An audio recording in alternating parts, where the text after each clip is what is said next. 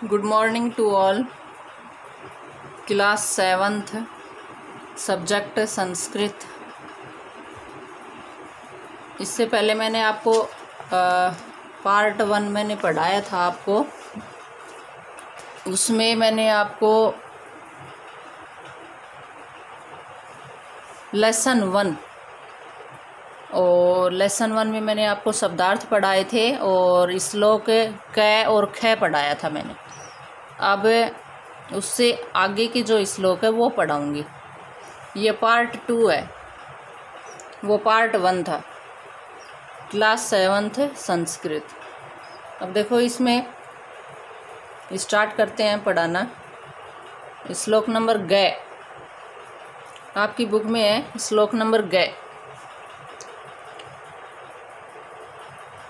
दाने तपसी शौर्ये च विज्ञाने विनये नये विस्मयो न ही कर्तव्यो बहुरत्ना वसुंधरा। यानी इसका अर्थ है, दाने का अर्थ है दान करने में, दान में। तपस्वी का अर्थ है तपस्या में। शौर्य का अर्थ है बल में। विज्ञाने च का अर्थ है और विज्ञाने का अर्थ है विज्ञान में। विनय का अर्थ है विनम्रता में। नये का अर्थ है नीति में। विस्मयों का अर्थ है आश्चर्य। न का अर्थ है नहीं। कर्तव्यों का अर्थ है करना चाहिए।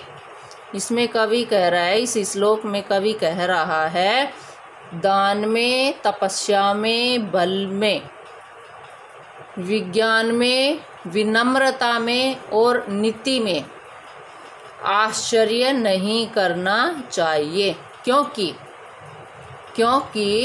वसुंधरा का अर्थ है पृथ्वी, बहु का अर्थ है अत्यधिक, रत्ना का अर्थ है रत्नों वाली है। क्योंकि पृथ्वी अत्यधिक रत्नों वाली है।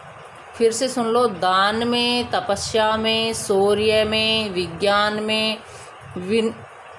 विनम्रता में, नीति में आश्चर्य नहीं करना चाहिए। कर्तव्यों का अर्थ करना चाहिए, आश्चर्य नहीं करना चाहिए, क्योंकि पृथ्वी अनेक रत्नों वाली है। यानी कि पृथ्वी पर बहुत सारे रत्न हैं। जैसे कि ये जो इस श्लोक में दिए गए हैं, दाने, तपसी, शौर्य, विज्ञाने, विनय, नये, यानी कि इनके अलावा भी बहुत सारे रत्न हैं पृथ्वी के ऊपर, इसलिए आश्चर्य नहीं करना चाहिए। तो ये जो मैंने हिंदी अनुवाद आपको बोला है, ये अपनी कॉपी में आप लिख लेना और इसको अच्छे से आप याद कर लेना, ठीक है। अब श्लोक नंबर घ, श्लोक नंबर घ है सद्भि एव। देखो इसका संधि मैंने लिखा है यहाँ, सद्भि प्लस एव। ये जो र है, र का विसर्ग बन जाएगा और एक ही मात्रा ये यहाँ आ गई और एव। सद्भि एव सह आसीत, इसका भी मैंने संधि यहाँ लिखा है, सह प्लस आसीत। सद्भि कुर्वीत संगतिम, सद्भि विवादम मैत्रीम च न असद्भि किंचित आचरेत। देखो ना सद्भि, इसका भी संधि मैंने यहाँ लिखा है, न प्लस असद्भि। न का अर्थ है नहीं, असद्भि का अर्थ है दुष्ट व्यक्ति।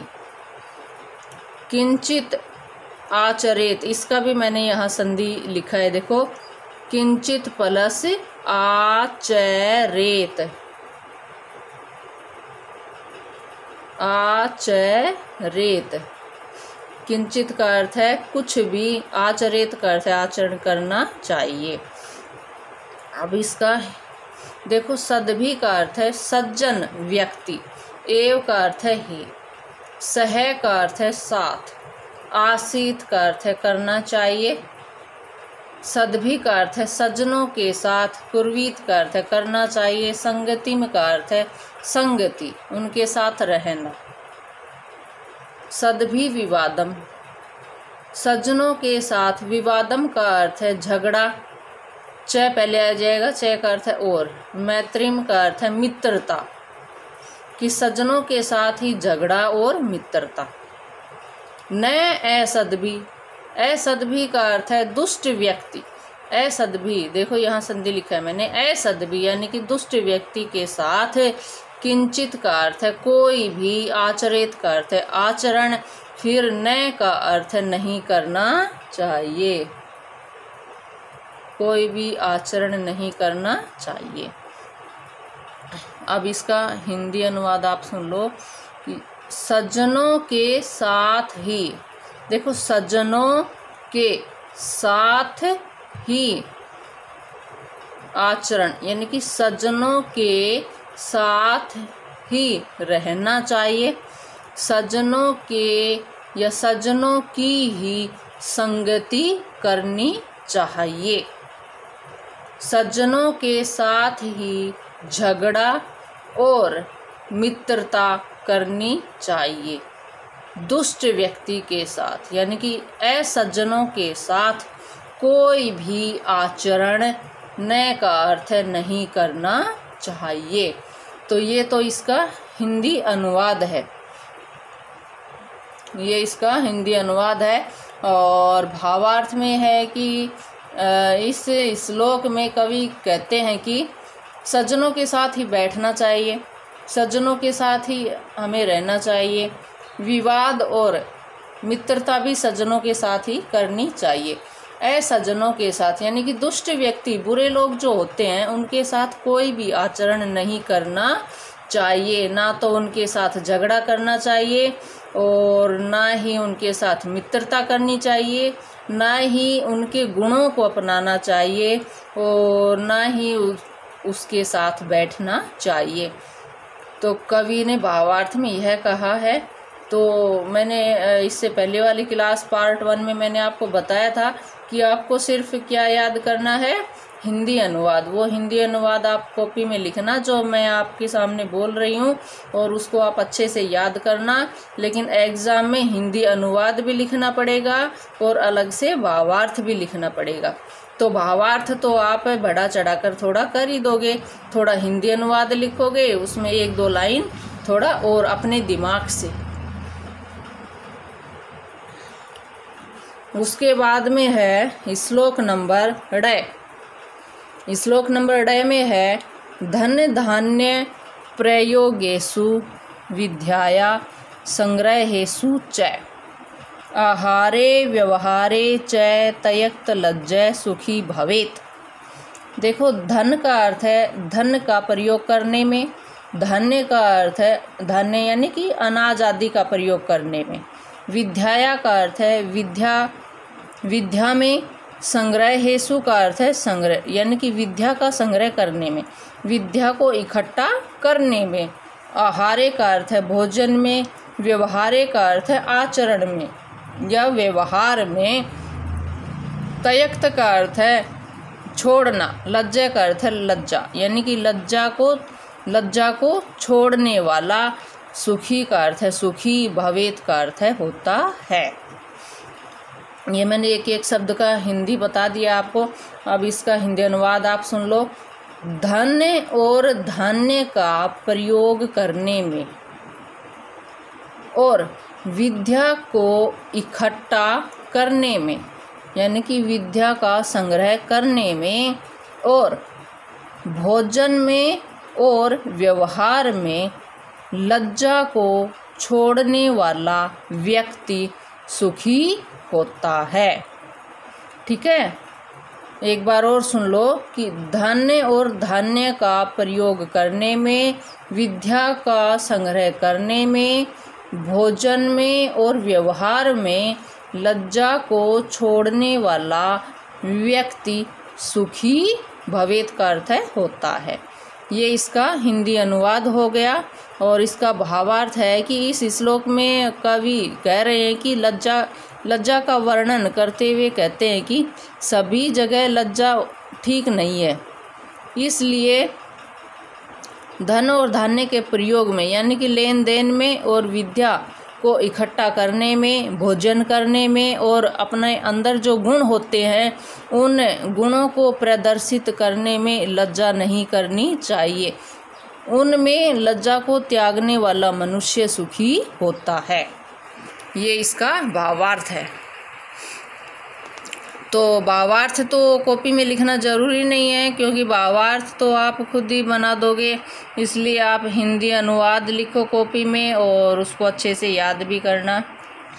उसके बाद में श्लोक नंबर 6 है, क्षमा वशीकृति लोके क्षमया किम न साध्यते, शांति खंग करे यस्य किम करिष्यति दुर्जने।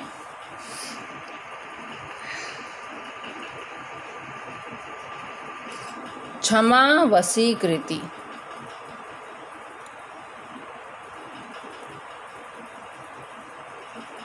क्षमा वशीकृति का अर्थ है सबसे बड़ा, कि क्षमा वशीकृति का अर्थ है सबसे बड़ा, लोके का अर्थ है संसार में, कि लोके का अर्थ है संसार में, क्षमया का अर्थ है क्षमा के द्वारा, किम का अर्थ है क्या, न का अर्थ है नहीं, साध्यते का अर्थ है सफल नहीं होता है, शांति खंग यानी कि शांति रूपी तलवार, करे का अर्थ है हाथ में, यस्य का अर्थ है जिसके, किम का अर्थ है क्या, करिष्यति का अर्थ है करेगा, दुर्जने का अर्थ है दुर्जन व्यक्ति।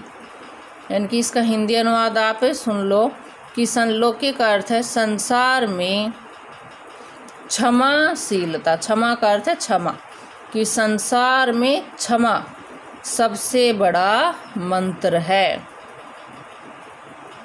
कि संसार में क्षमा सबसे बड़ा मंत्र है। यानी कि संसार में अगर हम किसी को क्षमा कर दें, यानी कि क्षमा करने से सभी के मन को वश में किया जा सकता है, कि क्षमा के द्वारा, किम का अर्थ है क्या, न साध्यते सफल नहीं होता, कि क्षमा के द्वारा क्या सफल नहीं होता, कि शांति रूपी तलवार, यस्य करे का अर्थ है जिसके हाथ में होती है, दुर्जने का अर्थ है दुर्जन व्यक्ति, उस व्यक्ति का, किम करिष्यति का अर्थ है क्या करेगा, कि दुर्जन व्यक्ति, उसके दुर्जन व्यक्ति क्या करेगा, कि लोके का अर्थ है संसार में क्षमा सबसे बड़ा मंत्र है, या फिर संसार में क्षमा सबसे बड़ा वशीकरण है, क्षमा के द्वारा क्या सफल नहीं होता है, शांति रूपी तलवार जिसके हाथ में है, दुर्जन व्यक्ति उसका क्या करेगा। यानी कि कवि इसमें कह रहे हैं कि भावार्थ इसका है कि इसमें कवि कह रहे हैं कि क्षमा की महिमा बहुत बड़ी है, कि क्षमा ही सबसे ऊपर है, क्षमा सबसे बड़ा अस्त्र है, क्षमा से संपूर्ण संसार वश में किया जा सकता है, जिसके हाथ में शांति की तलवार है, यानी कि जिस व्यक्ति का मन शांत है उसका दुष्ट व्यक्ति कोई भी अहित नहीं कर सकता, यानी कि उस व्यक्ति को दुष्ट व्यक्ति कोई भी हानि नहीं पहुंचा सकता। तो ये श्लोक भी आपको समझ में आ गया होगा। तो ये मैंने आपको ग, घ, ड़ और च, मैंने ये 4 श्लोक पढ़ा दिए हैं।